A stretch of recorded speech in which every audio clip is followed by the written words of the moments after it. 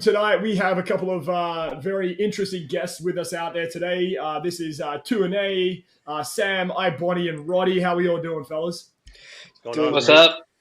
So, here we are. I mean, I know we're using a brand new streaming platform tonight called Opus. Shout out to my man Galen out there who, I don't know if he's the owner or who set it up, but he recommended this one, and we're really hoping we can get some very interesting comments and feedback on this just as we kind of move forward. So how's everyone been this week? Or how's your week been, guys? Yeah, not bad. Busy. My week's doing good. I'm busy. gonna replace one part of my room of carpet with this flooring so that my chair can roll fast without it having problems. All right, nice. So listen, guys, another big week in tech, and listen, I think we need to start with the obvious big fucking yellow elephant in the room. Let's talk about this ridiculous iPhone yellow edition or Canary edition. Okay, can I start I need to start right off because I don't care if a company releases a new phone, and I don't think this has anything to do with the S23 Ultra because it's a totally different phone. But what I'm seeing on Twitter, and I kind of posted this, and I'm not trying to start a fight with anybody, but I see a bunch of people saying, it's these big time reviewers that have already had 6 iPhones and 4 Samsung devices. I'm like, hey, I went out and bought the brand new yellow iPhone 14. Who cares? It's a different color and it's not great looking. But they're making a big deal of like it's the best thing since sliced bread, and I don't understand it. Maybe it's just because they want, they want to be out there showing off what they got. I don't know. It's got to be for views. They just probably wanted the views, I guess. You know what? I don't know about you guys, but yellow yellow's a fucking ugly color. It's an ugly color for any kind of tech, except, and there is one exception, and I know what Sam's going to say.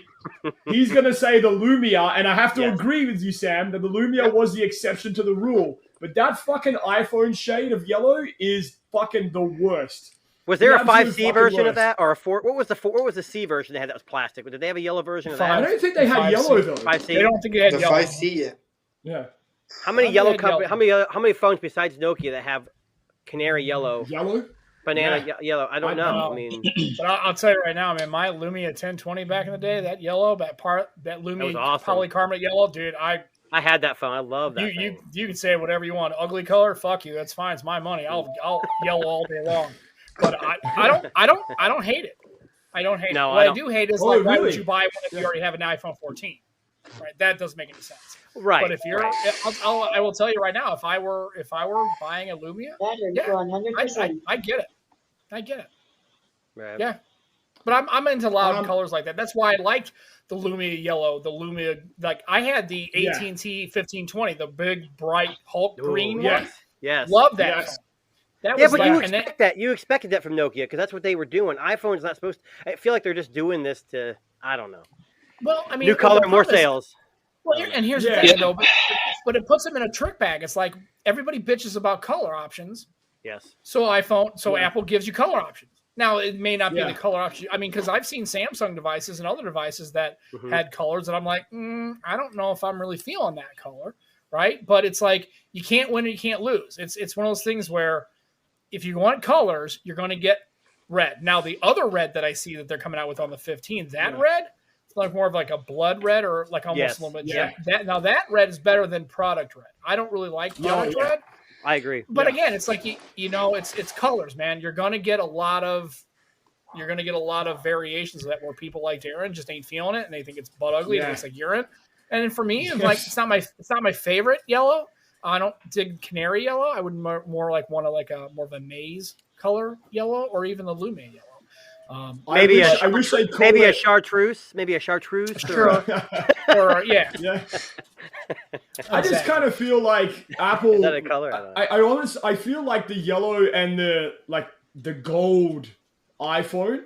I just feel like they're too similar. Like I know it's a different shade, it's a different color, and I'm not going to get into fucking color science, but that Tweety Bird yellow, I don't know. Big deal. Like I don't know.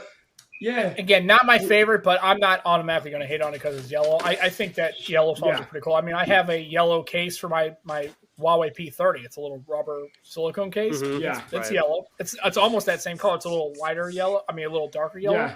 But it's pretty spot on. So I mean, I'm okay with it. I'm not going to hate on it. I just don't understand why. Yeah. You know, if you're in the market for a phone right now and you didn't get a 14, I mean, it gives you another extra color option. Yep. Why not? Is it a SKU that's going to move a lot? Maybe, maybe not. I don't know. But now, is it only the 14, or is it the whole 14 series line that's going to get yellow? 14 no, and just 14 the 14 plus. and 14 plus. Yeah. No one's buying. I forgot the 14. Anyways. I forgot the 14 plus was even a thing until you guys mentioned it. Yeah. Because I think people, when they talk about the iPhone 14, I usually hear the 14, the 14 Pro, or Pro Max. I forget. It's like I forgot the 14 plus was a thing. I kind of wish everyone forgot the 14 plus was a thing. Bring back the mini, man. The mini, I was there. I wanted to get the mini, but like AT&T ran out of them. Let me just get the 12. Totally on board with the form factor. Completely not on board with the battery. If you're going to rock a mini and you're going to have a battery that performs like that, you're going to need to have way faster charging than you have. Yes. I mean, if you're going to get What about like? You know how they said this iPhone SE4 was canceled, and now it's coming back. What's your opinion on it? That's a good point. Yeah, I mean, I think I always said that the iPhone SE was a very interesting product for Apple, but I almost wish that they'd killed the SE and kept the Mini, and just had that as the small option. I wish. Yeah, I think many people would agree because SE is just like, the Mini sounds cooler, in my opinion. I think, you know what, and I said from the beginning when it comes to like Apple stuff, if they had an iPhone Mini Pro, like all of the features of a Pro in a Mini, that would kill. The only problem is the battery would be fucking horseshit. And then people would be complaining about that, right? I mean, I guess you got to have some kind of trade-off when it comes to like a I had the iPhone Mini, and the battery life was terrible. It was. I mean, I wouldn't say it's terrible. I mean, you can't fit. It's a small battery. You're not going to get, endurance out of it. But I was really disappointed at how bad the battery actually was in that. So the SE was the same way. Yeah, especially with the people. The 12 Mini? Oh, the 12 Mini was terrible for battery. I mean, especially how iPhone user to me, I think traditionally are on their phones more that I've seen. Like they're more into the social media apps and the video, and they're taking videos. And, yes. I mean, it's like, and if you have a Mini, you're just gonna. I mean, we've already had issues before with iPhones. That was always a funny, like, always just shtick, right? That you have to sit at the airport tethered to the wall because you're right. So then you come out with a phone that basically has got a 2-hour screen on time, and you basically run a couple of videos and you burn it down to half, and then you're gonna have to, and you're charging it 7 watts or 10 watts or whatever it is. And you sit there for an hour and a half trying to get your charge up to 50%. But you had MagSafe. You had MagSafe, and you could just put the little battery on there. It was fine. Sure. It's easy. And then MagSafe apparently is going to cure cancer, right? World hunger. You know what? I had the 13 Mini, and I put that battery pack on it, and it made the phone like 3 times thicker. It really did. It was worth it. It really was. I hate MagSafe. It's just like, I swear to God, the battery I didn't like. Wow, at the foot of this map, like, Jesus, I know it's convenient, but holy cow, you guys act like it's like the greatest invention since. I don't understand the MagSafe. It's like a magnet. That's all it is. That's all it is. Cool.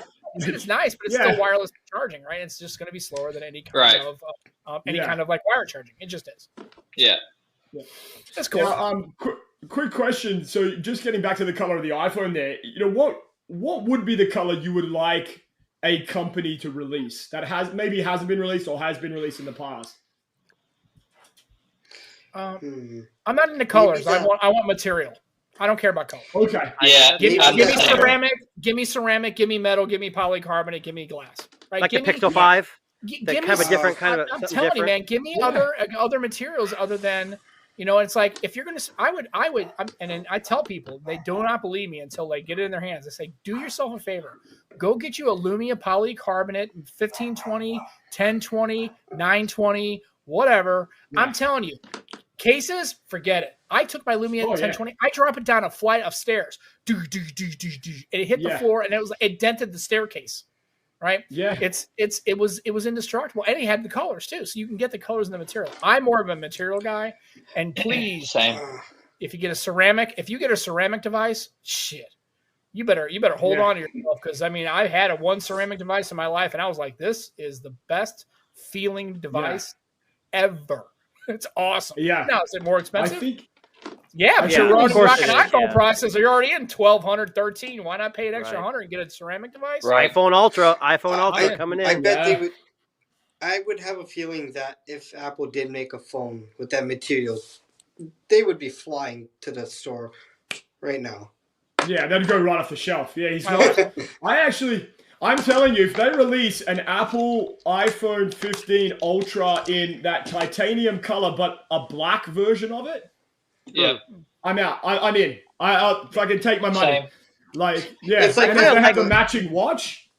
I mean, I like how the- Vivo and Oppo are kind of introducing those more textured backgrounds. I don't care about the leather. I think leather can wear, and if it's part of your phone, I don't want it to wear like that. But some of these textured, it's hard to explain. Cases a lot of the new Oppos and Vivos and those kind of are coming out. Instead of just being glass, that's fingerprint magnet. It's more of a texture, so you can grip the phone better. Was it the Zen phone? What was it? The small Zen phone that just came out that had that kind of like Zenfone 9.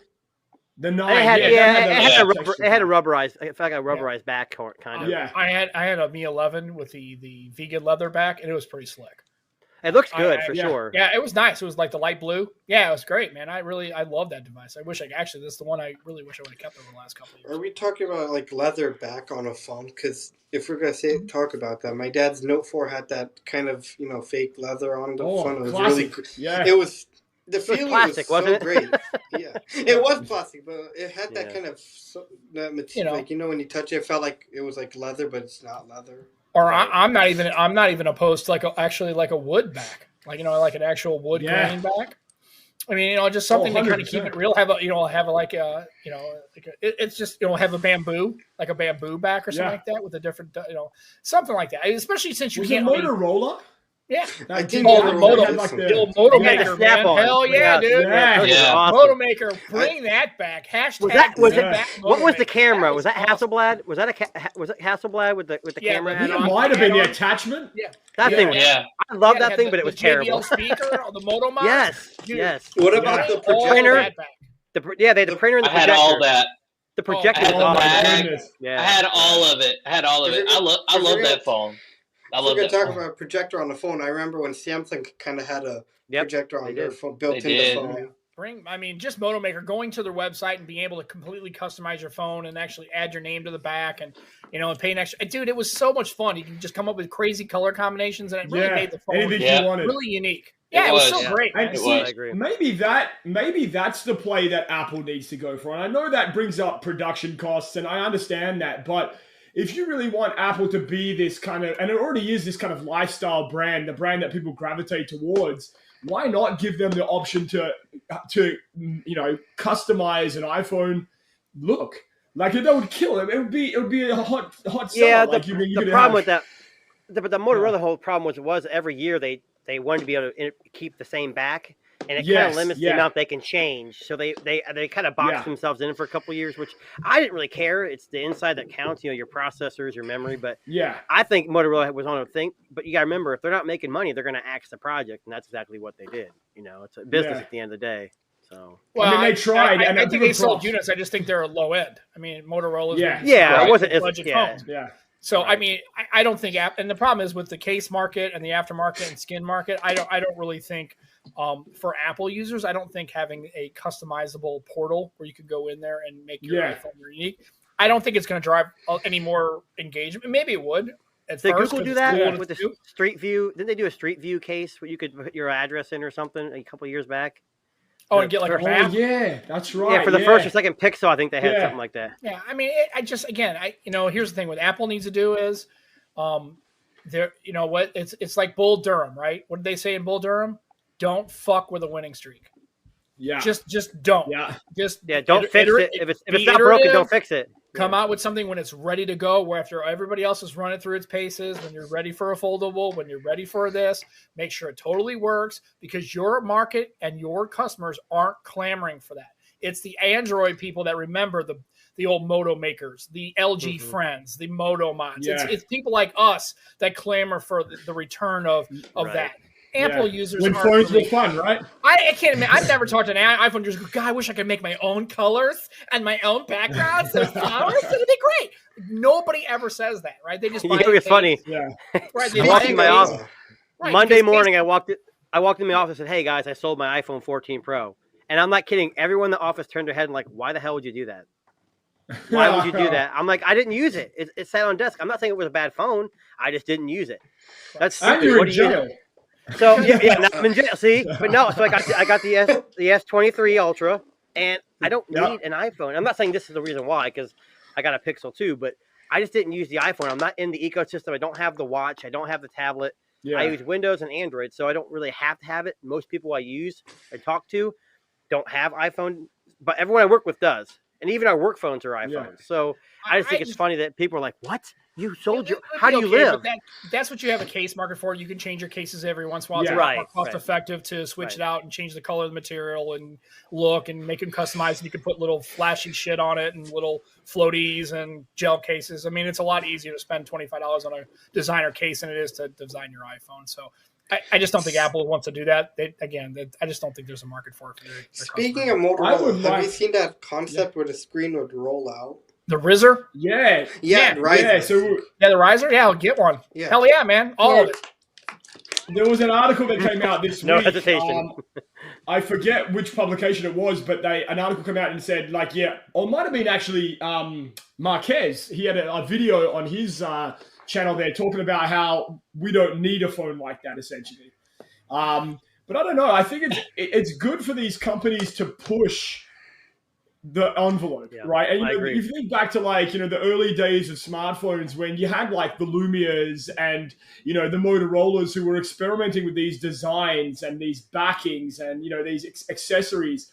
Those days seem to have just fucking disappeared. Like now we've just got glass and metal, right? Like there's no experimentation. And I mean, companies are trying. We've got the foldable market, yada, yada, yada. But I don't know, like I just feel like a traditional phone where a company comes out and says, you know what, we're going to fucking do things differently. Like if you think about the, what was that phone? What about the OnePlus 11 concept with the water? I think it was like water. Who gives a shit? They're not going to come out with it. So who cares? Exactly. The thing is, it was like it changed the degrees like by a tenth. It wasn't even worth it. I mean, it's a proof of concept is all it is. And I saw somebody in the comments that posted something about the McLaren concept with the the glass. And and stuff. Again, if it's coming from any other company but OnePlus, maybe. But OnePlus is like your schizophrenic cousin that sleeps on your couch with 5 days growth, right? Well, like what's the other company? Who's going to show up now, man? It's like the other company. Is it IQ that does like BMW? Okay, that's great for the market, but we're not going to get that. So it's just like one concept. Again, it's a concept phone. It's cool, but I would rather have. Instead of having like I like having display concepts as opposed to hardware. Yes. Concepts. Yeah. Like I think it's cool. It's got water, and if you want to have a cool, then it's rock on. But everybody in this chat knows, everybody watching this knows that they're not going to bring that phone to market. And if they do, you think they're going to come up with a 2 or a 3 or a 2T? Fuck no. Yeah. They'll do it for a year and go, okay, let's make a completely different device that doesn't look anything like the other devices. Well, they'll take wireless charging in and out a few times too. Don't forget about that. OnePlus has such an identity problem. You don't even know what phone they're coming out with every year. I know.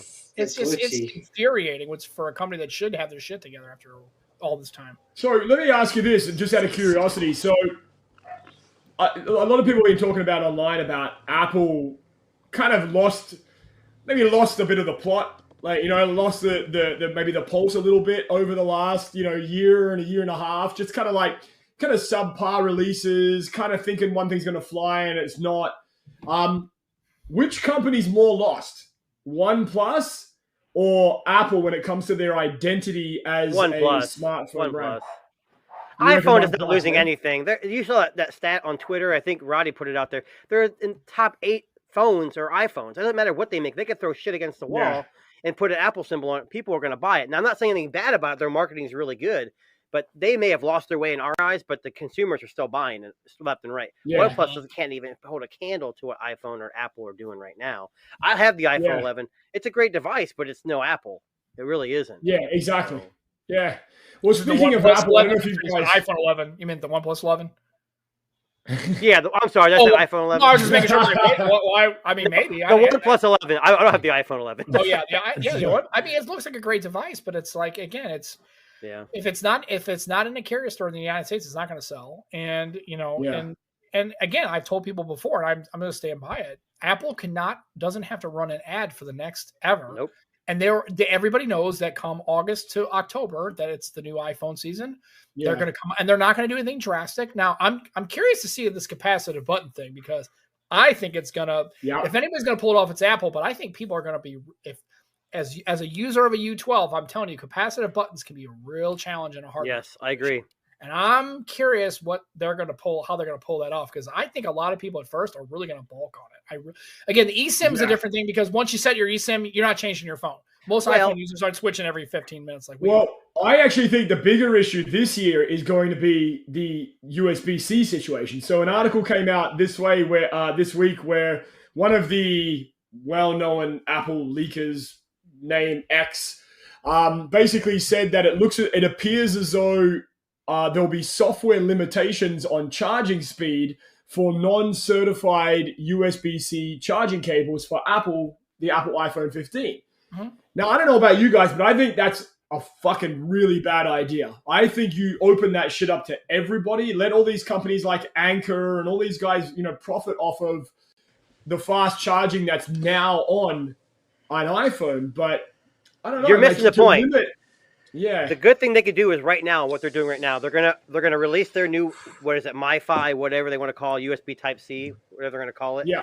And then, when the iPhone 16 comes out, they're gonna say, look, you guys, we listened to you. We're gonna open this up to these brands, and they're gonna reinvent the wheel. Which, to me, again, I'm making jokes about it, but that's their marketing, and it's gonna be the greatest thing. And they're gonna show those graphs where their USB-C is 300 times faster than this brand. USB-C, 2013 or something. It's just, that's how it is. But they'll sell. Listen, is it a mistake? When they can beat OnePlus at their charging speeds, then we'll fucking talk. But until then, Apple Samsung can't even do that. No, exactly, right? Exactly, right. I mean, what's that? The Realme, the 300 watt fucking charging? Yeah. A full charge in like 9 minutes. Yes, yeah. But Apple won't, and that's going to be a big marketing thing for this year's iPhone. We have USB-C now; it's more compatible, more accessories, etc. But you're right. I mean, a software limitation on charging speed, I think that's a dick move from Apple. Yeah. Give the consumers the option to kind of choose a cable that's affordable. But again, I understand why not. It's money, right? You can charge people more to buy the official certified MFI, whatever, USB-C cable for Apple. But just getting back to what you said, Sam, about the capacitive buttons, I think somewhere along the line, I think the end product for Apple was always a buttonless phone. Buttonless, portless phone. I mean, if you think about it, they don't even really need to do USB-C. They could just go all in on MagSafe and say, fuck you. We don't need you to follow your rules. Let's put a... But isn't MagSafe a universal standard? Isn't that a universal standard? That's why they have it like this MagSafe 2.0. It's not an Apple thing, is it? I thought MagSafe was like an open standard. That's an Apple patent. I think that's a patent that they have. Yeah. Yeah, I mean, I don't know. Don't quote me on that. I don't know, but I mean... Well, they may have the name MagSafe patent, but I don't think the technology is patented. I mean, anybody can make a magnetic wireless charger and call it MagSafe or kind of safe or sort of safe. But I don't. So I can go on Shark Tank and say I got a utility. No, I'm just kidding. Yeah, and I tell Apple, I guess it can't be both, right? I always hear from Apple people, well, Apple won't release it until it's a tried and true, tested technology. Yeah. Okay, well, explain capacitive buttons to me. Because it's not. It's capacitive buttons was used on 2 devices. One of them was the U11, which 5 people bought, and everybody hated. Who did? Well, and USB Type-C is definitely not quite there yet. We're still working out the rough edges. USB's got a long way to go. But I'm just saying, it's just like it's this capacitive button thing. It's like let them make a portless phone where it's only MagSafe and it has no ports and everything else. But my question is, what does it gain you? My thing is this, though. My thing is this about the capacitive buttons, because I agree with you 100%. I'm super skeptical of like how it's going to work, and I get it if you can, slide your thumb up and down and turn it up and down or whatever. But the way I see it, and USB-C to their credit, it's kind of the same thing. It reminds me of like when they had a physical fingerprint reader and then they switched over to Face ID. And now everyone praises how good Face ID is. No one's praising, physical fingerprint readers. But when Apple had it, it was, that was the best thing. That was the best thing. And then when they switched, so many people got mad because they just wanted to, scan their finger and unlock the phone. Well, now nobody wants to do that anymore. Everybody wants you to have some kind of face unlock. I mean, look at Pixel when it didn't have it versus when it got it. I mean, so that's just what they do. It's all in what they do. They're just going to run the marketing, and I don't understand the whole capacitive buttons thing, like why they're doing it. But maybe Darren's right. Maybe they're just trying to go for a full buttonless, fully enclosed, fully encased phone where it is just MagSafe and it is just capacitive buttons, and I don't get why they would do that, but if they can get the haptic feedback that way, it's been a problem. If they can get the I think the second or third generation of the not Face ID but the Touch ID was capacitive. You clicked on it and actually had a physical click. It wasn't actually a button. If they can figure that out, on the iPhone more 7. Right, but that's more popular. SE's got it too, but I think that's where they may have, like Sam said, they may be able to do better, but capacitive buttons are a big hit or miss. Yeah, that's a gamble, man. A gamble. You know what though? If they can nail it, we're all gonna be playing catch up again. You know how that works. Yeah. Oh yeah. Yeah. It's again. I don't understand I don't understand the gain on a portless device. I really don't understand the gain for that. And remember, iPhone has been marketed for everybody, right? And my parents, who are in their 70s, have iPhones and iPads, and they all have buttons on them. Yep. They don't have the newer iPhones. They've got older iPhones, and they wouldn't want Face ID. And I guarantee I can hear my father right now go, if you give me a phone that got a lock with my fucking face, I won't even turn it on. Didn't Apple come out and say, "Hey, buy your mom a phone if you want iMessage"? Yeah, right. that's what do that. That's what I'm saying. It's like, right. Well, the problem with Apple has always been it's always this mixed messaging. They know that their target that drives the clicks and drives the buzz is the 18 to 35 market. However, everybody who owns their phones, it's all hand-me-downs. It's the same people who own Macs. Yeah. I talk to people constantly. Like, you have a Mac? Oh, this is my son's Macable thing. I had a Windows computer. He told me I needed to use these Macable things because he gave me his old Mac because he bought a brand new one. So I don't know what the hell to do. And he had to come over and show me how to use it. Yeah, I mean, that's what they are. I mean, most of the people who are in their 50s plus who are using Apple devices, most of those people are hand-me-down people. Yeah. Because iPhone wasn't around 30 fucking years ago. So they weren't using it in their 20s. So let's cut the shit here. It's like, you know what I mean? Yeah. It's their kids and their grandchildren all have these iPhones. And I'm telling you, my father and my mother only use iPhones because of iMessage and because they can share messages and AirDrop and all that other bullshit. Yeah. That's it. So I have a coworker who had a Pixel 3, I think, and he goes, "Look, it died." And so he went and got an iPhone 12 or 13 mini. And he goes, "My whole family uses Android, and my biggest concern is I can't FaceTime them." I said, "You're getting this." This guy's like 75 years old. I said, "That's the problem. You can download Google Duo or Meet." He goes, "Oh yeah." So he downloads Google Meet, and he's like, "Oh wait, I forgot my Google password." So when you're on Google, you sign into your phone, you download these apps, it works. You get all the Apple, you log in, and then you have to know your Google password because it's not saved like it is. So he said it sounds like a great solution, but he can't remember it. So that's the other issue. Yeah. And like I said, my parents are the kind of people that only updated their phone because two of their apps that they used wouldn't work on they were running iOS like 8.1. It was like, they're older. They don't think about that. They're just like, I want to use my phone. I don't want to get into all this shit and iPhones and apps and this crap. So I went on Swap. I bought them old replacement phones and were like 8. It was the iPhone 8, right? That's what they use. That's what I use for work, right? It has a physical button. They're cool. So you know what? It's because they have such a broad market segment. Yep. You're not going to hit all the targets, right? You can't, no matter what you do, you're going to alienate some people, whatever. Yeah. But people that I know who are in their 60s and 70s who have iPhones are usually either because they bought it because their kids told them to, or they're literally hand-me-downs because their kids are all using Apple stuff and they want their parents to use something that's compatible, that they don't have to do all this shit, this rigmarole with it. They can just work on it like this, which is fine. I think they should call it the... sorry, Ronnie, go ahead. Geez. No, I was just going to say, to that point, I got my dad an S22 Ultra last year for Christmas.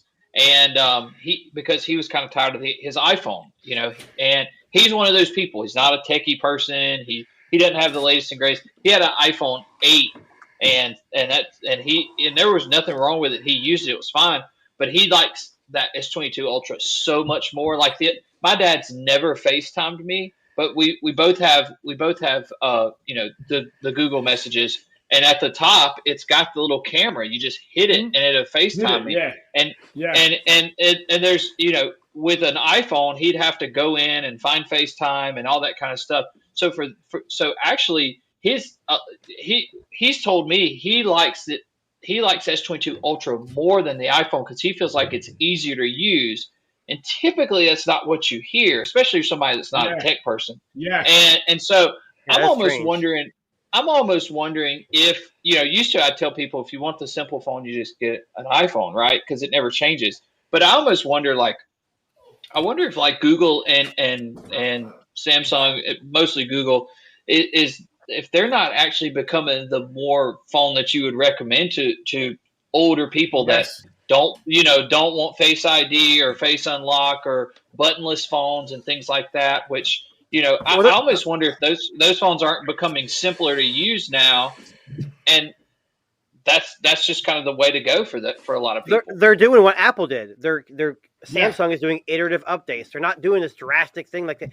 Android for a long time. Every time LG, Sony, Samsung would release a phone, they'd throw everything in their mom at it and see against the wall and see what sticks. Now they're kind of starting to tail it back a little bit, kind of like like iPhone. Samsung's doing it. Google Pixel, they're adding features, doing feature drops. That's the play, I think. You keep the software pretty simple, and you introduce these really cool things like, we want to say exclusive Pixel things, but they're not really exclusive anymore. But what I'm saying, Apple doesn't do that. They do bug updates like most companies do. They're not doing those feature drops. So I think that's something they should probably do. And Android does something that Apple doesn't do. Android devices have all phones at every price point and have totally different hardware configurations. You want a foldable? We got you. You want a flippable? We got you. You want a riser? We'll have that too. Oh, do you want to use a different market? You want to buy a cheap phone for $100? Get an Alcatel. You want to buy a $1,800 device? Get a Duo or a Flip 4 or a Fold 4 or whatever. And then you don't like Samsung? Buy a Google. If you don't like Google, buy a Motorola. If you don't like Motorola, buy this. And it's cheaper and it does this. And it does. You have so many more options than what Apple gives you. For people, it's like you have more flexibility. Say, what do you want to do? Now, if you just want to basically hand down a device to somebody and say, here's the device you're going to use, Dad. Boom. Well, then Dad's going to use your device. He's got to fit in that box that you put him in. Instead of Roddy's dad, we give him a Z22 and go, there are other ways to do it. And actually, as far as I can tell, that the software and the UI experience is actually more streamlined and more functional for Roddy's dad than an iPhone would be. And I'm curious how many more people exposed to that, would have a chance. And I'm saying you should have exposure. And then if they still go to an iPhone, fine, whatever, man. Fly a fucking spaceship to the moon. I don't give a shit what you do, whatever works for you. But that's what I'm saying. iPhone kind of says, here's what we're giving you. You have a choice of different sizes. You have the same, everything's the same. With Android, you have options. So like you said, if you want the Duo with 2 screens that fold, if you want a folding phone, if you want a phone with a projector on it, if you want a phone. Choice, You got choice, and that's what I just posted in there. It says Android used to say, "Be together, not the same." Right. You can all do the same stuff, right? So I don't care about being cool. Like this is the cool phone everybody uses. I don't give a flying fuck what kind of cool. I'm you're 50 cool. years old. I'm not cool. It's okay. I don't care. So I have that. You're cool, Sam. You're cool in Apple, buddy. I have my issues, right? But I'm just saying. It's just, again, it's I think we have to kind of shatter these preconceived notions that we have about. Apple is always easier. It's always more convenient for everybody, no matter what. And if you just don't see it, then you're just missing the boat. Yeah, right. I think that conversation is more nuanced, I believe. I'm sure. I was going to say, just to tag in with the Google stuff, I think the Google's kind of marketing and pushing that kind of like everyman phone now.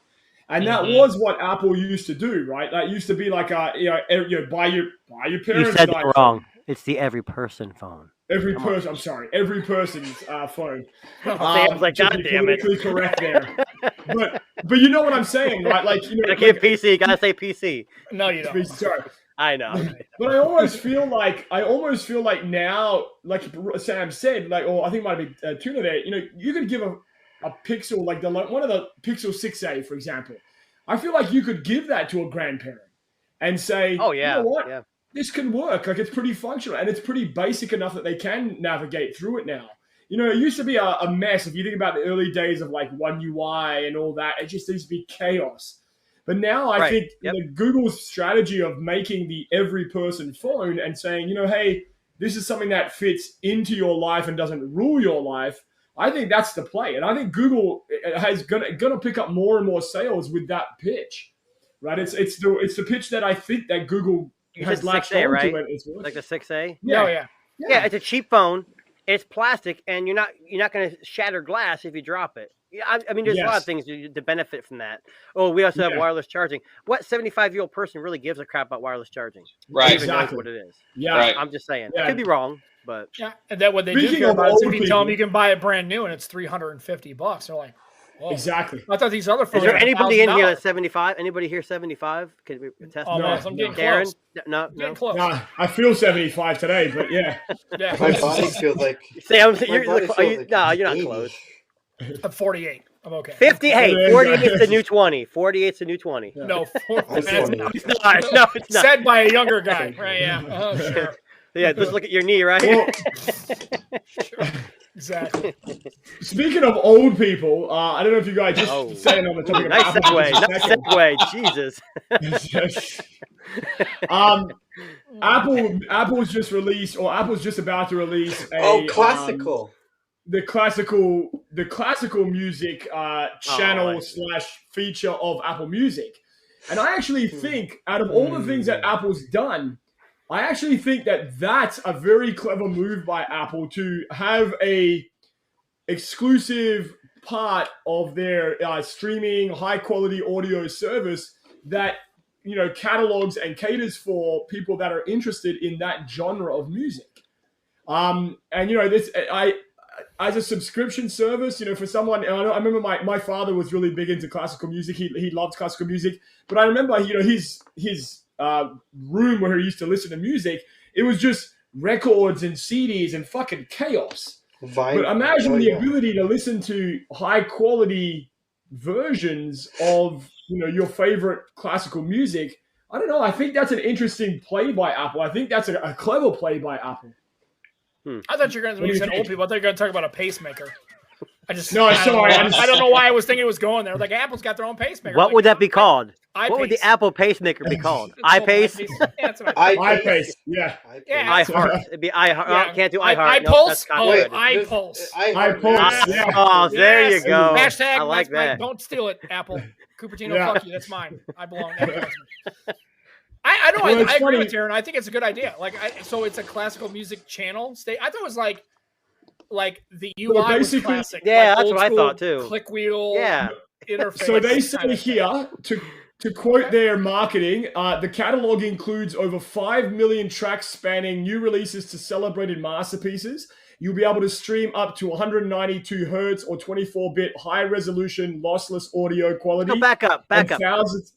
Are you telling me YouTube Music, Spotify doesn't have classical music? I don't understand the difference. No, it does. But this is a dedicated lossless audio, especially if you have like it's lossless audio. Okay, I didn't know that. Yeah, I was just about to mention lossless audio, and then you have your AirPod headphones. And it's the spatial audio spatial audio, dude. That's gonna sound. I would be. How much they charging for that? Shit, that's an interesting thing. I was gonna see right now because I have it up on screen here.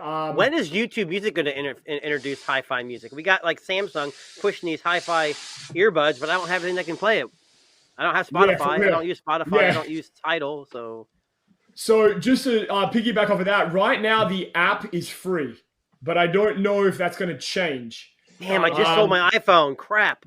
Yeah. Oh well, maybe next time. I'm gonna buy another one. Wait, the music one, the classic one will be free, or the regular one will be free? The app itself is free. I don't know what the service is. It doesn't mention anything about a monthly fee. I mean, I'm going to assume it's probably the same as Apple Music. If you pay for Apple Music, I'm pretty sure it might be the same deal, right? And that's an iTunes. That's an iTunes thing. I don't know. And it just when you click on the link here, it takes you to the App Store. It's called Apple Music Classical. It's included with your Apple Music subscription, apparently. So it's a separate if app? you have like Apple Music, you'll get that. Sam, don't look. I'm stealing it. iPulse. iPulse. Yeah, no, I think it's kind of interesting. I mean, they're saying here, you know, they've got composer biographies, deep dive guides. I don't know, are you going to deep dive there? But 700 over 700 curated playlists. I don't know. I think that's an interesting concept for Apple. It's something different. I think if you're in that market, I'm not the target market for that because I don't listen to me either. Music. I'm not saying I haven't, but I just don't. So, I mean, you know, I mean, I think if they can bring me the best of Beethoven, I'm in, right? You know. Well, Roddy was asking for the best for 98 Degrees and Backstreet Boys, but they haven't released it yet. You know. Yeah. Going to stream it in the background for my OnlyFans. You're gonna get copyright infringement there, buddy. Yeah, no, I think that's good. That kind of actually, to me, it reminds me, like, I think that's Apple kind of going back to their roots a little bit, because, you know, that was iTunes. iTunes was like the game changer for them when it came to like mobile devices, you know, iPods and all that. Because before that, what was everybody doing? Everybody was ripping stuff off, right? And the music industry was going nuts because everybody was on LimeWire and getting everything for free. Napster. So when Apple come out with this service that you could pay and get this stuff, so I don't know. I think that's kind of cool that they're going back to their roots. To be honest with you, that they're focusing a little bit more on music. And you're right. I mean, we've got all this technology and headphones and stuff now. I mean, why would they not? So I think that's I think it's a good move on their part, for real.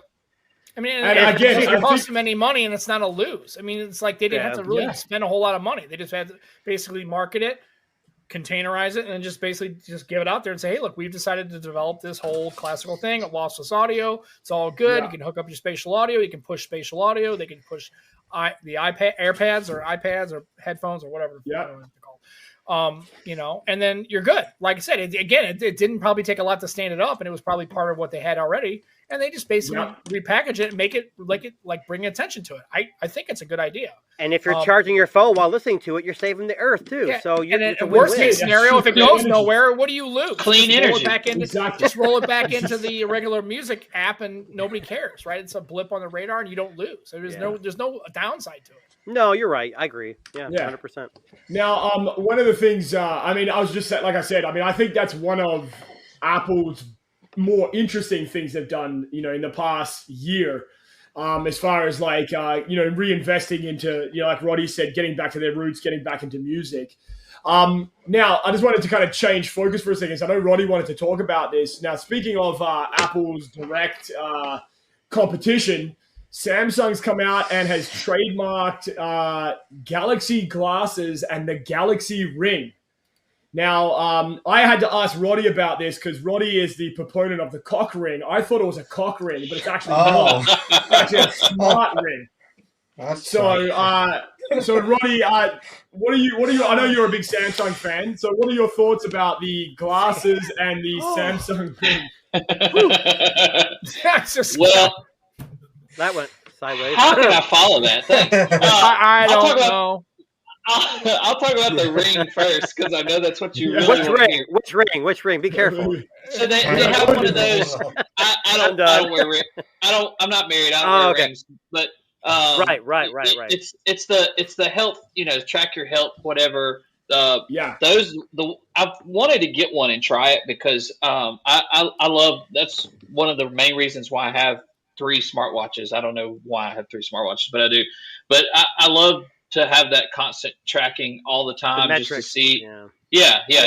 And so I've heard that the ring is even better, and especially for sleep and different things like that you can do so much more. They're so damn expensive.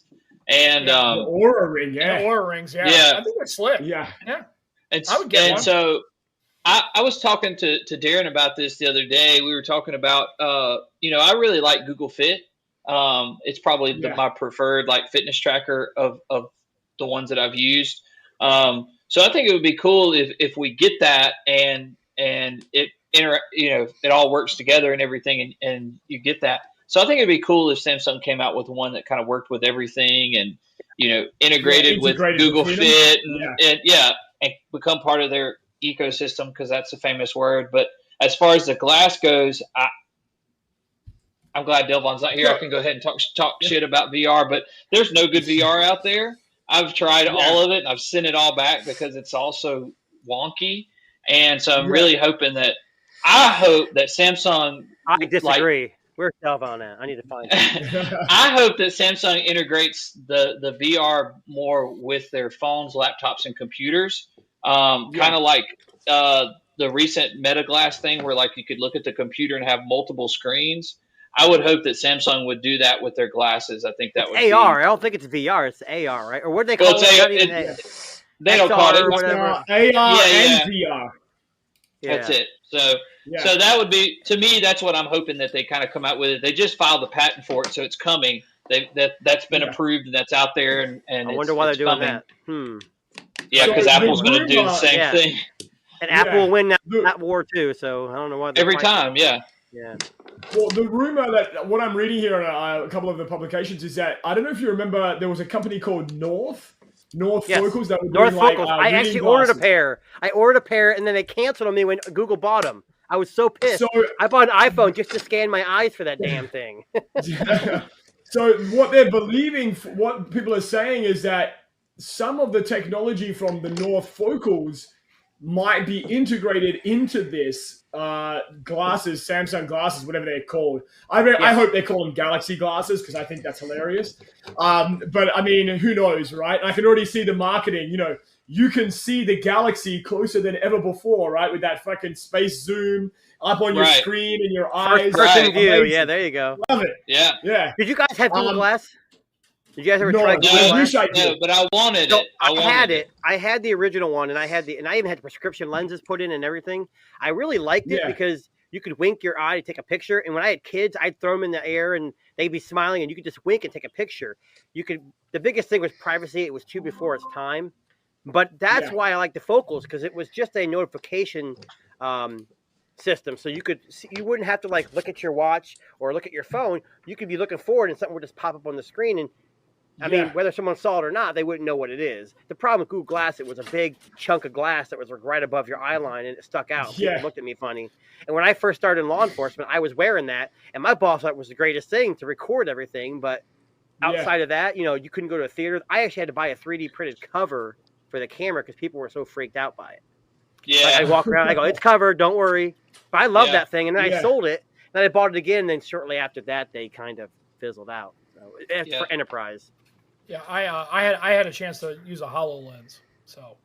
I like cool too. I like that better than having glasses, just because it's huge though. It's big, but and it has a specific use, right? It's more for But I mean, as far as AR, that thing was slick. Like, I mean, I had Outlook on the wall, and then I could take another thing and open up a web browser and put it on the floor, and then I could move things around and just kind of look at things as I was talking. I mean, for a business or an enterprise application, it was pretty slick. Like, it was nice to put that on, and you don't have to worry about monitors. You could take if you were traveling for business, it was great because you just put that headset on, and you could be anywhere as long as you're hooked up, and you could you could use the environment. So you still had environmental awareness because you could see people walking around and stuff, but you could still do things, that were work. I thought it was a pretty neat little concept. I wish it would have taken off.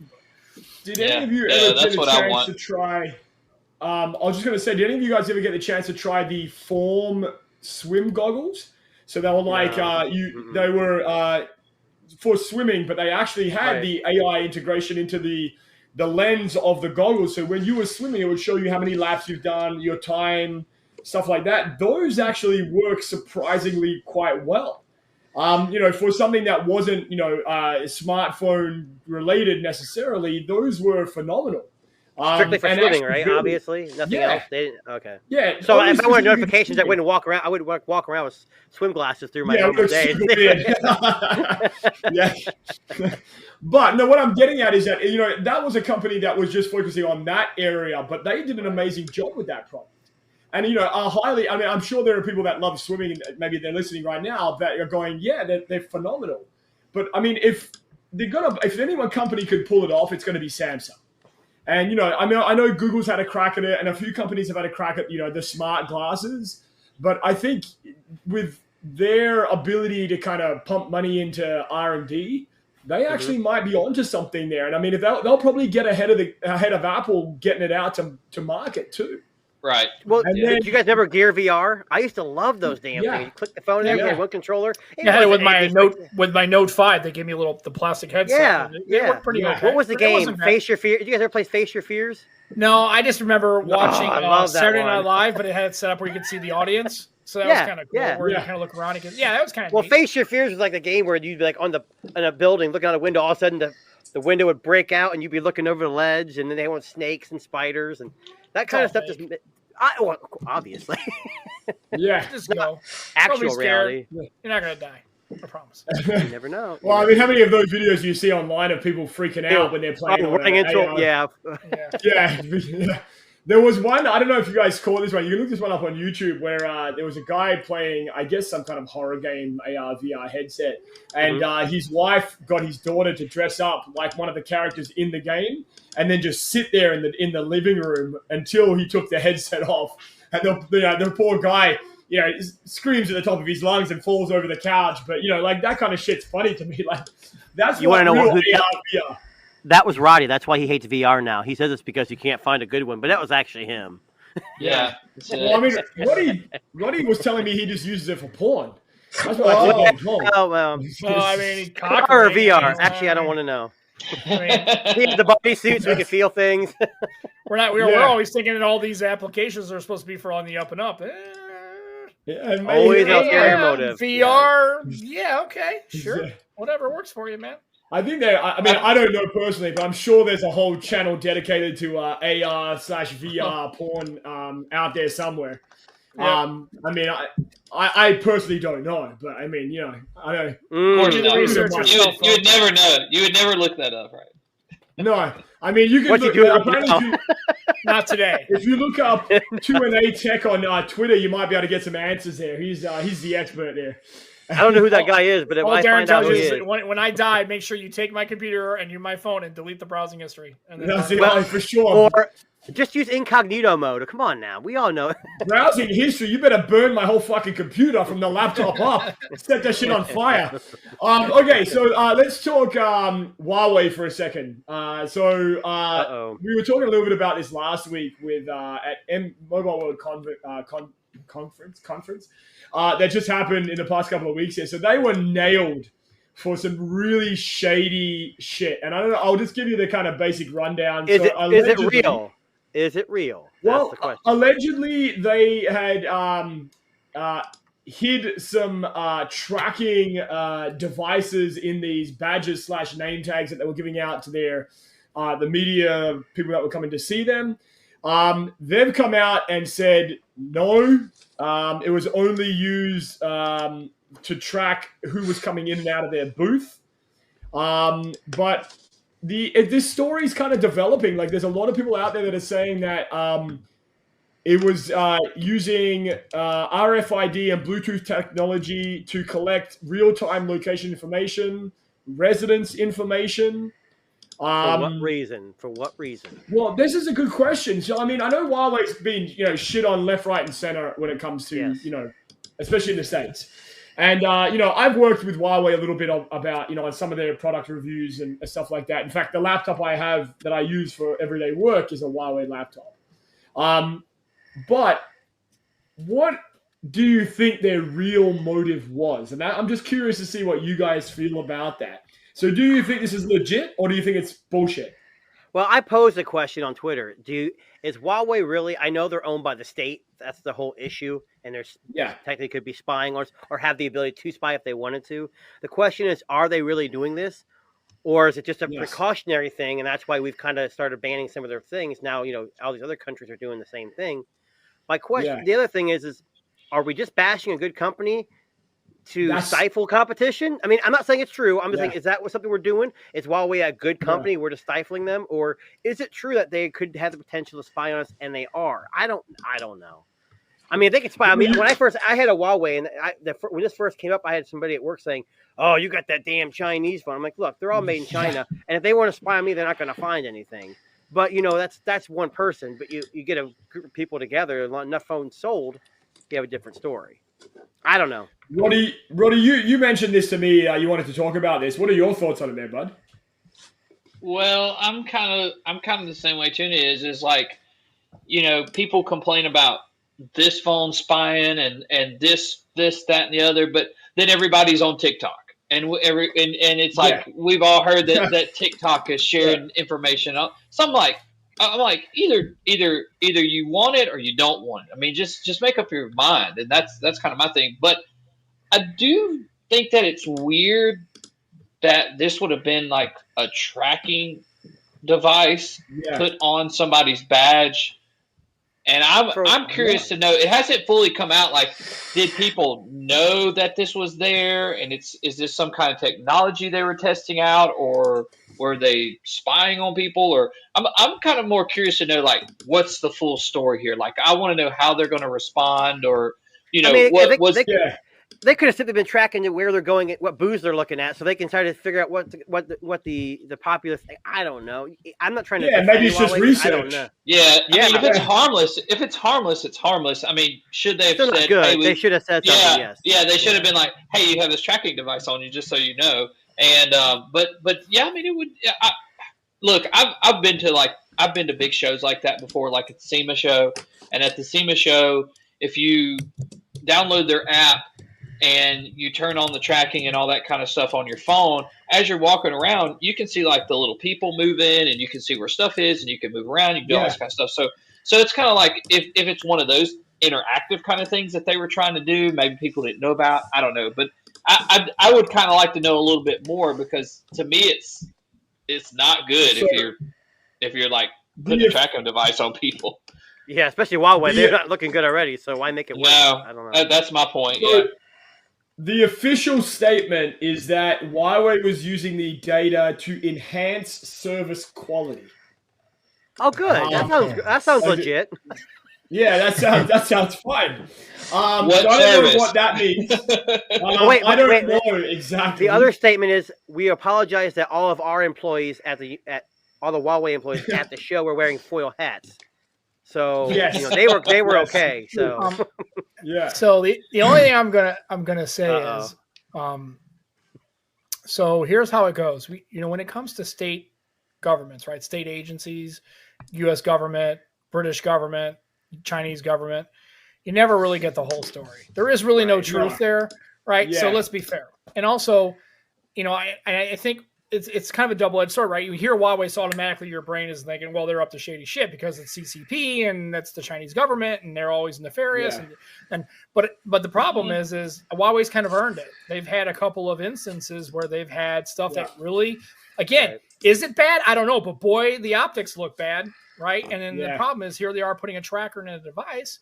And here's the thing: if everybody knew it voluntarily, it's not a story. Because then the first person interviewed that had these things would say, yeah, I knew they put a tracker on my device, on my badge, and I walked around with it, and I knew full well what was going on. The reason why it's a story is because they didn't know full well what was going on. Yeah. And I'm not saying the Chinese government engages in misinformation, but I don't know. The last 5 years, I mean, when we're not just talking about Chinese. Let's look at it. Let's look at, it's the United States as a government doesn't necessarily own business like that, right? It's not a communist country, so there isn't state-owned business. Yeah. China is a country that has found a way to kind of hybridize capitalism and communism, right? Their government is a communist country that has leveraged a free market capitalist system. Right? They watch the Soviets screw it all up and go, we got a better way to handle it. Well, let me ask you something, Sam. So Huawei is owned by the state, or however you want to word that. But it's a company that all companies are any company in China is technically owned by the government. But then you have ZTE who could sell phones under different brands, under like Nubia and stuff like that, who could sell in the United States, and that they get away with it. So is it because Huawei got caught? Because Huawei, ZTE, no. When it came to telecommunications equipment, ZTE's telecom is right. I'm talking about phones only. I know that, Okay, well, I'm saying is, but the reason why is because OnePlus and Honor and fucking Oppo, they don't leverage telecommunications shit in the United States, and Trump was only president for 4 years. You give him 8 years and all those companies are leveraging all sorts of telecom and everything else, he would have banned every single fucking one of them. Right. He just got Huawei because that was the heart of the Chinese system. Yes, right? They were getting Huawei big was fast. their most They were getting successful. big. Still, Yes. they're huge. And then and that's so if you're gonna go after the big guy, you might as well kill the biggest, knock him down with the biggest hammer you got. And then also now their name's Mud. So it's a way for governments to leverage it. So what I'm saying is no government really is going to come out with a statement like enhanced user experience. Yeah, whatever, fine.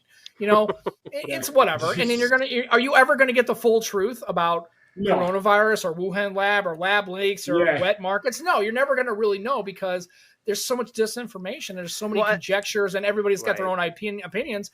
Nobody's ever really going to know what the truth is. So that's what's fine. But again, Huawei can say whatever they want. And I have a Huawei phone. I have a P30. It's in my drawer. I've used it. Great phone too. Great phone. But the problem is the software Juan Carlos Bagnall made this comment and on one of his shows. He's like, the phone, I think it might have been on a show, but it was one of his things he was doing in his video. If it's Chinese software, the Chinese government, we all know, leverages suppression techniques and surveillance techniques because it's the state, right? They went in there and told Apple, we're going to turn off AirDrop so that way people couldn't share shit when it was going sideways. And Google's like, Google's like, yeah, you ain't turning off shit. They don't use Google. They have already shut Google down. I mean, the Chinese government actively engages in state-sponsored censorship and control of their hardware and software. So why wouldn't you think that they would do something like that? Now, is it always nefarious? No, like Roddy said, it may be this tracking at the show, may be totally legitimate, right? But again, it's one of those things that makes you go, huh? Well, and then they come out with some canned-ass statement that the United States government comes out with the same canned-ass statement. So, like, did you actually shoot down a UFO? Well, we can neither confirm nor deny the fact. It's like the same fucking bullshit that they all do. It doesn't matter. It's just like you're on the side of Team America, so you're like, that's okay. But if you're China, you want to hack on them because they're a bunch of evil, communist, crazy people, right? It's because it's again, no, you said Team America, World Police. That's right. Like it's South Park. It's all of that stuff. It's again. Unfortunately, now Huawei is in that boat now where that name, unfortunately, and that's why do you think Honor exists? Well, they sold because it was a way to leverage a Huawei brand and they could kind of move away from that optic of it. I mean, that's what it is. I mean, if you just take a step back and take all the like feeling out of it, like, oh, my like Chinese is spying on you. And it's like, so is the NSA. So what? I mean, it's like, so is Google. So is Facebook. Company does. Every company does. Right. And every government does. I mean, the NSA bugged Angela Merkel's phone. Yeah. And they're a fucking ally. She's like, we bugged your fucking device. And they're like, oh, sorry, we didn't do that we did on accident. Wrong. You did it on total purpose and got caught doing it. That's what it is. It's all, Mossad, I'm sure, does the same shit. I mean, that's what they do, right? It's agencies and governments doing what they do best, which is trying to get information on everybody else's government and everybody else's government citizens.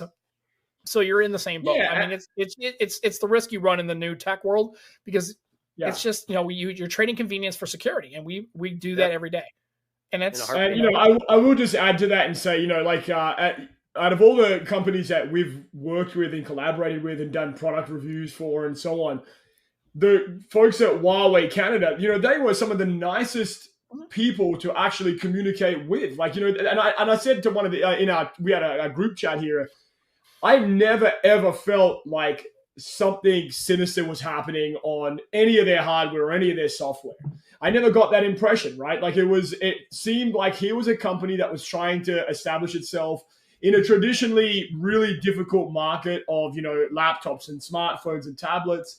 And, they're a company that are not from here. They've got a reputation and mostly in China, being quite popular. Never got an impression that anything was, not toward. And at the end of the day, they hit it really well then. They did. Yeah, I mean, those Christmas baskets that was sending with the bottles of wine and the chocolates, those went really well. But did you wake up naked somewhere where you weren't supposed to be or something? I mean, they could have probed. What is going on? He's naked and cock rings and VR porn. The fuck is going on around here? Holy shit! Let's calm down. Everybody. It all comes full circle. Bad influence. It's like, it's just listen, I didn't know about any of this stuff until I met Roddy, and then Roddy just showed me. Virgin ears. Oh, me. It's a single guy. That's what it is. He's the bad influence. Yeah. That's how it is down south. Down south, like it's all raw. Sounds kind of Huawei to me. Roddy's the bad guy. He's like, crazy fucker. Again, like I said, it's I mean, if Huawei did do that and they didn't tell anybody about it and they did it for whatever reason, again, it's just one of those things. Again, it's like, here's another thing you got to kind of talk around and send out a press release, and it's another one of those things that only cements people's distrust for your company. Yep. And it also gives people another thing to go. And it's like, no matter what happens in China, they could literally a fucking missile could go right outside of Beijing. Like, oh, that's not a missile. That's just a big, long, cylindrical thing with electronics, and it's got a rocket on it. But it's I'd hate to be it's for user experience. We're really just doing it so that way you can see it, so that way you know it's just a balloon. But we're not going to do anything with it. I mean, shoot it. Why would we do that, right? It's like some of these responses from these governments, even the United States and the UK and the European unions, are just like, what planet do you think we're on? Because it ain't fucking Mars, man. I was like, do you think anybody believes half the shit you guys are talking about anymore? Listen, you want to know? You want to know who the most underpaid person is in all of tech? The Huawei PR person. Like, I feel like that, like whoever that is, if they're listening, if they're out there, you need to fucking raise, because I can't imagine the shit you've had to deal with in the past 5 years, 10 years, trying to spin the narrative on, like, what's going on and what they're accused of. Yeah, but did you hear them talk? I don't think Huawei cares. Like, I think they did it first. They're like, we got our own OS now. We got our own. I mean, I bought a phone when they had the OS, their App Store. It was called Harmony. It was terrible OS. For me because I'm a Google everything. It didn't work right. But I sideloaded Google. Still didn't work half the time. But they're coming along, and in the Western markets, they're doing. I had a Mate 30 that had no Google services on it, and I had no problem getting stuff on it. And I actually kind of liked it. I couldn't get like Android Auto to work and stuff like that. There's some things you can't. You need the Google framework, services framework. But I was able to hack it on there, and even I didn't. I just didn't use it. I don't use Android Auto in my car. I have a 21 Mustang. It's got a simple entertainment system. I don't use Android Auto in it. It's got a cassette player. 8-track. Fuck you, man. 8-track. 8-track. There you go. That's what I'm saying. I'm all right with that. Hey, I'm good with that. Hey, I'm old. I mean, it would have an 8-track, right? That's cool. Yeah. Roddy, do you know what an 8-track is? No. I think Roddy's beat you. I do actually. Oh, he does. I actually do. Oh, okay. How about a 9-track? I know Roddy's the music guy of our group here, so he probably knows for sure. If anybody knows, it's Roddy. Yeah. I had a car with an 8-track in it one time, and it came with some 8-track cassettes in it. I listened to them. Nice. It was fun. Oh yeah. It was Conway Twitty. That's what it was. Conway Twitty, Johnny Cash. I mean, stuff like that. Engelbert Humperdinck. Yeah, I'm getting. No NWA. No NWA or on 8-track. No, not really. I don't think so. Put it on 8-track. But no Snoop on 8-track. No, I don't think so. It was right next to his car phone. The one with the cord. It was this large. Yeah, the back phone. I had a back phone. Yeah, the back. Yeah. I had both. Yeah. I had both. I started with a bag phone, and then I upgraded and got the one that was like mounted in there that you could like pick it up, talk on it. A mount stand. Yeah, those are dope. Yeah. Man. Well, it's funny that you say that. Yeah. I was watching the movie Twins the other day with Arnold Schwarzenegger and Danny DeVito. And in that movie, I laughed out loud, and I don't know if it's just been a while since I've seen someone, pull out a fucking phone in a car that's connected by a cord, a curly cord. But when I saw Arnold Schwarzenegger and Danny DeVito communicating to each other, in the different cars that we're driving, man, how far we've come. Like, seriously, we've come a long way. And we have to appreciate that. It really isn't that long ago. I mean, it was, but it wasn't. Yeah, I mean, 20 years, I always tell people, there's about 10,000 years of recorded human history.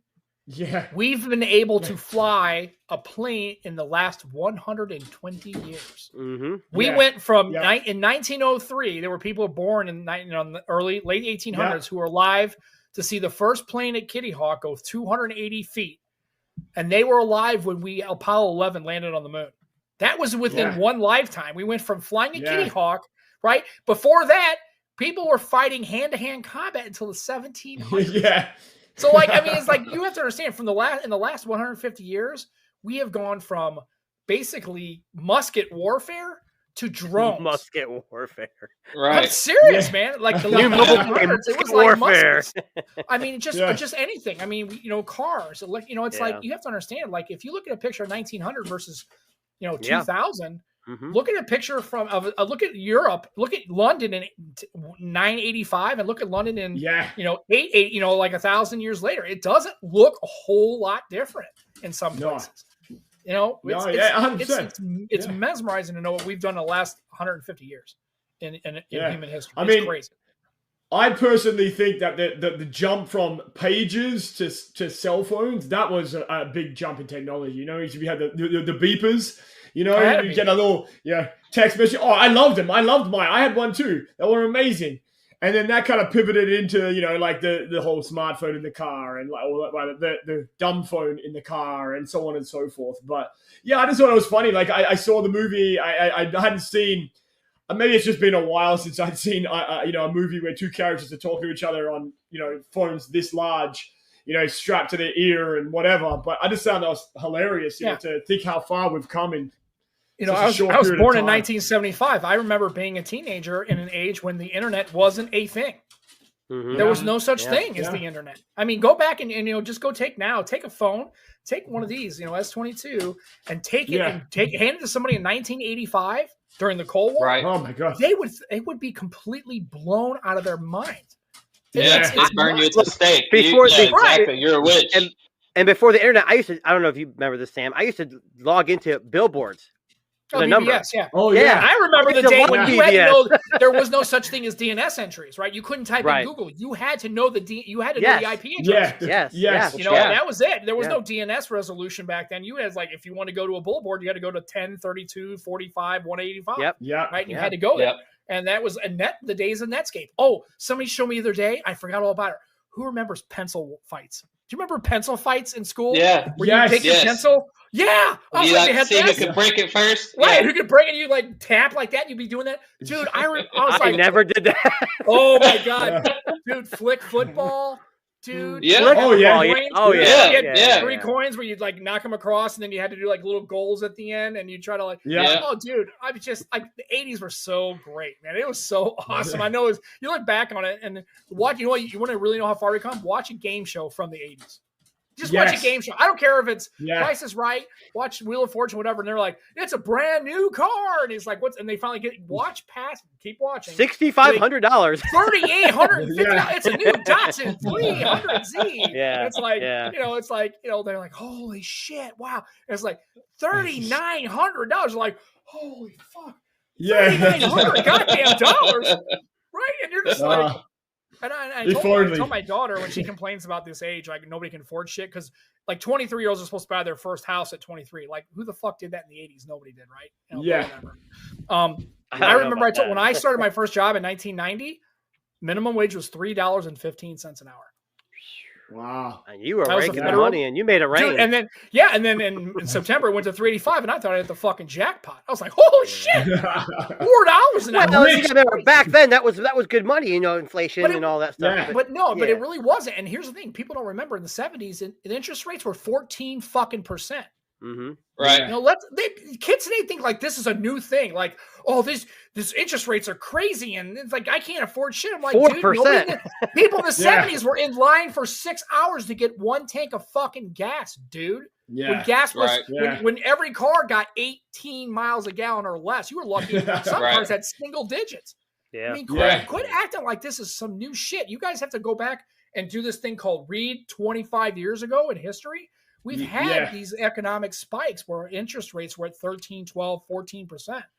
Do you think we're going to keep a zero federal funds rate for the next 30 years? Are you people high? No. It's not happening, man. It's like, well, we've come a long way. We have time machines now. At least I have a time machine right here, but you can't see it in the jail cell. But is that how you're going to get out of jail? Yeah, I go right back in time. I visit every, Back to the Future, floating hoverboards, all that stuff. It's all real. It's like, it's just everything pretty much stays the same. It's just cyclical, right? Things happen, like I said. And I don't know about you, but I don't know many 21-year-olds that were able to afford much housing when they were kids. I mean, things weren't. Yeah. I mean, you made $33.50 an hour, but things weren't, a car wasn't, when I bought my first car, it was $12,000. So this $3,800 fucking car price back in the 70s, I never saw that. right? So, well, it's kind of funny you speak about Back to the Future because I'm always every time I think of that movie, I think of that line from Doc Brown where Marty tells him, he asks him, "Who's the president now?" And he says, "Ronald Reagan." And he says, "Ronald Reagan, the actor." Yeah, like, yeah. And that's Yep. like that's just like an indicator of like kind of like the whole premise of like where we're heading. With all this. The future tech, at some point in the near future, let's say 20, 25, 30 years from now, someone's going to be like, you were holding a fucking phone to your ear? Like, what the fuck was wrong with you? Like, you're using your hands? And I mean, that's another you guys have kids? Reference, right? I have kids, and my daughter's like, what did you guys do for fun? I go, well, we had video games. We had TVs. They just weren't like flat screens. They were tube. Well, what did you do for fun? Well, we went outside and played kickball, football, basketball. We played Nintendo. Pike. You had color TV? Yeah, we had color TV. I'm not born in 1920. Jesus, it wasn't that long ago. And funny segue for Ronald Reagan. Do yourself a favor. YouTube Ronald Reagan comedy or Ronald Reagan jokes. He told some of the funniest fucking jokes and funniest stories of any president I've ever heard in my life. And granted, you had the whole Iran-Contra thing, and there's probably some shady shit going on there, and the air traffic controllers were a big fan, right? Yeah, but I mean, it's like, but he's funny. He tells these great stories that crack me up. It's pretty funny. But it's whatever. It's always the same thing. Well, just to end on like this note, and I'll just kind of reference another Back to the Future reference here. I don't know if you remember when in the second movie he goes into the future, and there's the two kids playing the video game, and Marty shows them how to play the shoot 'em up video game there, and the kids look at him and say, "You mean you have to use your hands?" And, like that's kind of where we're at. Like that's where tech is today, right? It's going to, at some point, they're going to look back and go, man, there was these fucking guys, some TNT podcast. They're talking about fucking phones and tablets and, a lot of things. We talked about a lot of things that Sam was not happy about. Right. And they're wearing clothes made of cloth. Whatever happened? Like, no, they'll have clothes that won't have, it'll be like some fabric that changes color and it's see-through. No, it'll be all AI. It'll be all AI. Yeah, you can spill stuff on it. It just goes away. In a tube. Same thing with Back to the Future. Like the jacket. Remember, you got the jacket that gets all wet. Pushes the button. Yeah, it's all hooked up in the auto drive. Back to the Future. Back to the Future. He also said you're not thinking fourth dimensionally. So what's the fourth dimension? There you go. We're almost there. Right. The metaverse.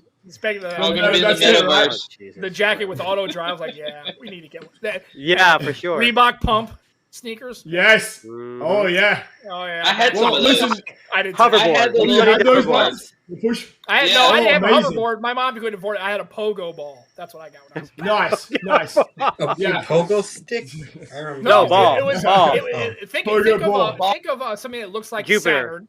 Right, it's a ball. Saturn. It has, okay. Yeah, you can Google it. It's called Pogo Ball.